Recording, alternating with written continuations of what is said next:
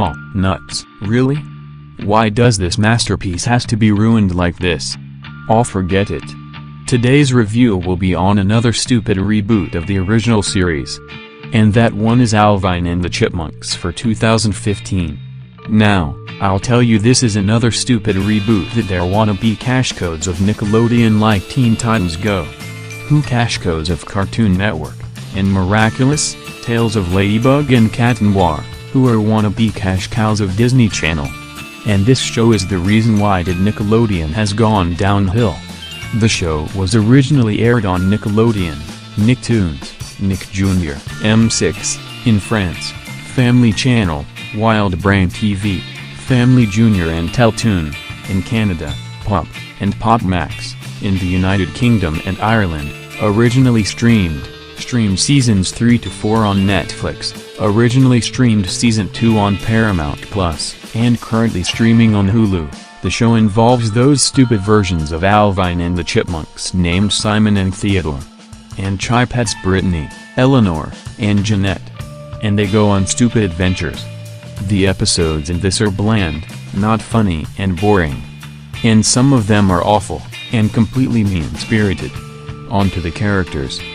First thing we have is Alvin himself. He was heavily flanderized by the time the reboot came, as his personality was exaggerated to the point where it was unrecognizable. Instead of being mischievous but innocent and relatable, he is now basically an unlikable jerk-ass sociopath who always does dangerous things just to get what he wants, kind of like another flanderized character. Like most characters in the reboot, his design is extremely ugly and he doesn't even look like a chipmunk that much. In fact, he looks more like a human than a chipmunk, and a combination of his movie design, which is bizarre and honestly kind of creepy. He no longer takes responsibility for his actions, and either makes a stupid excuse for it or blames it on someone else. Most often the person he attempts to blame is one of his brothers. Speaking of his brothers, he is repeatedly abusive towards them, even worse than in previous incarnations, such as stealing Simon's inventions, and most often being cruel to Theodore.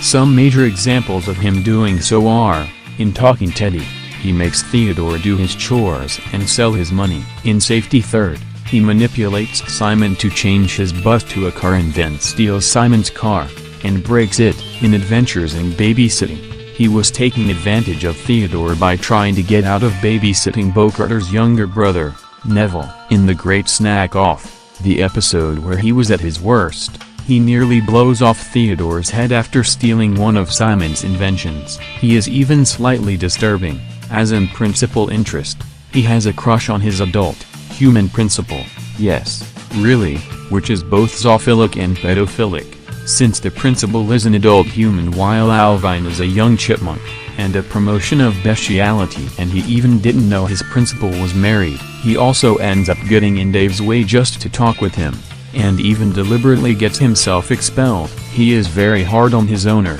father, the great and glorious savior David Seville, especially in the infamous episode Alvin Management. He doesn't get punished for his behavior a few times. For example, he didn't get punished after torturing Theodore in Talking Teddy. He usually never learns from his lessons and just does something stupid the next episode. He tends to cry when he doesn't get his way. Unlike his older iterations, you will most likely never feel for him or even relate to him. In the earlier episodes in Season 1, he keeps claiming that he is the mature one when he is the complete opposite of mature, which is immature because of the reasons mentioned above. Overall, he is an unlikable jerk, which is probably why he and the reboot suck, considering he is supposed to be the main character, and people will most likely not enjoy a show with a mean-spirited main protagonist.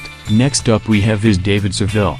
He has gone downhill even in the 2007 live-action movie. He was heavily flanderized during the live-action films from 2007 to 2015, as his personality was exaggerated to the point where it is unrecognizable. Instead of being stressed but caring and responsible, especially to the Chipmunks, he became the rather unlikable jerk who is normally very harsh towards the Chipmunks, and even hurt their feelings once by telling them they can stay with Uncle Ian if they want to. He also isn't the best at watching the Chipmunks, which often leads to them getting into trouble, mainly because of Alvin.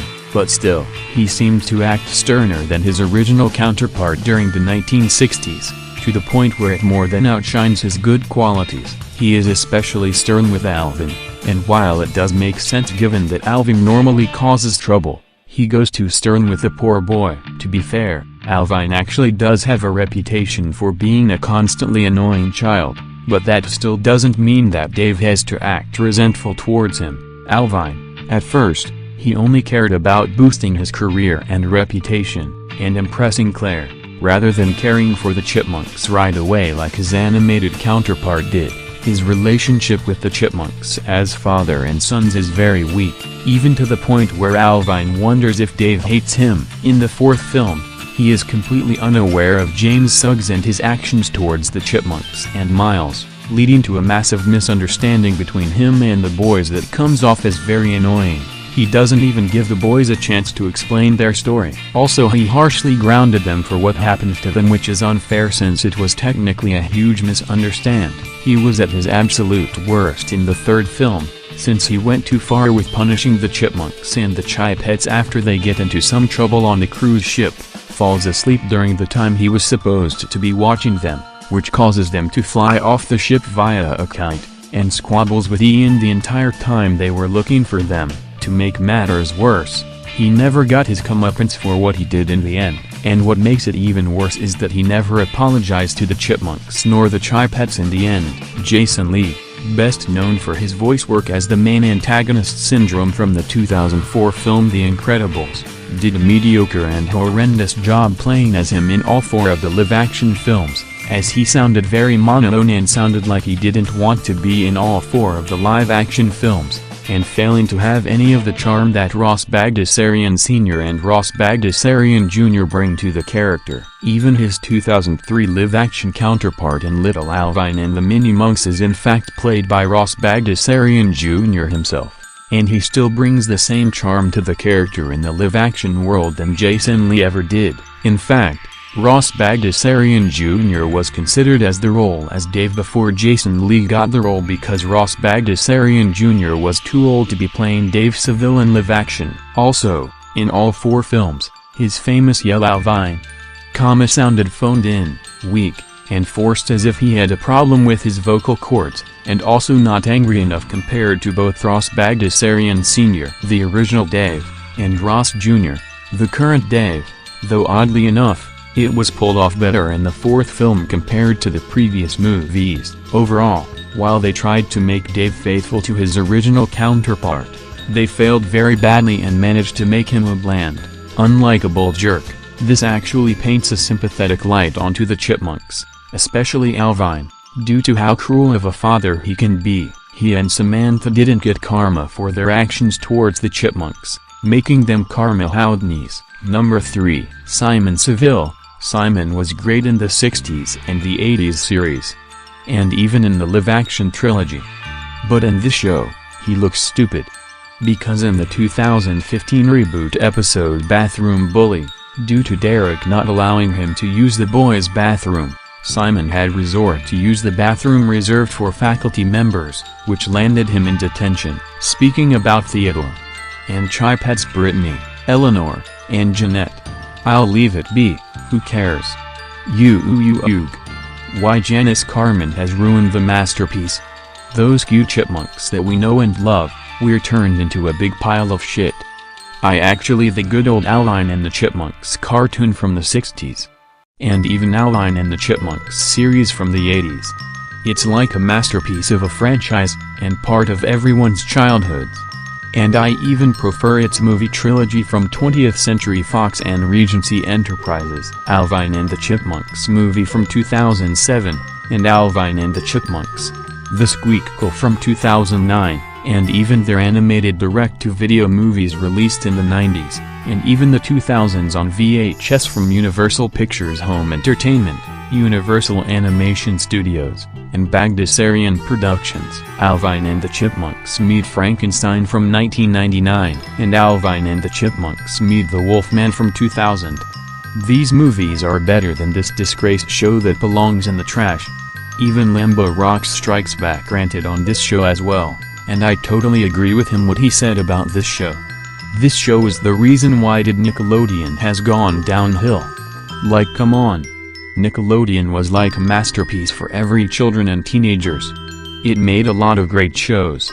Like Rugrats, The Adventures of Jimmy Neutron, Boy Genius, The Fairly Odd Parents, Danny Phantom, TUFF Puppy, iCarly, Victorious, Sam and Cat, Henry Danger, The Adventures of Kid Danger, The Amanda Show, Keenan and Kel, Big Time Rush, The Naked Brothers Band, It's Pony, Ollie's Pack, Bunsen is a Beast, Harvey Beaks, My Life as a Teenage Robot, All Grown Up, Rocket Power, Doug, and many more that were great and awesome.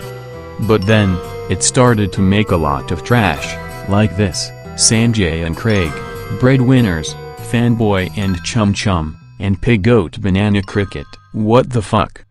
Why does those shitty shows ruin Nickelodeon? It seems that this shit is like Teen Titans Go. That ruined Cartoon Network, and Miraculous, Tales of Ladybug and Cat Noir, that ruined Disney Channel. But at least SpongeBob SquarePants and A Loud House saved Nickelodeon from this disgrace, and I was glad that this show got cancelled in 2023. So, I'm giving this show a 4 out of 10. Not as bad as Teen Titans Go and Miraculous, Tales of Ladybug and Cat Noir, but still, this show was no better.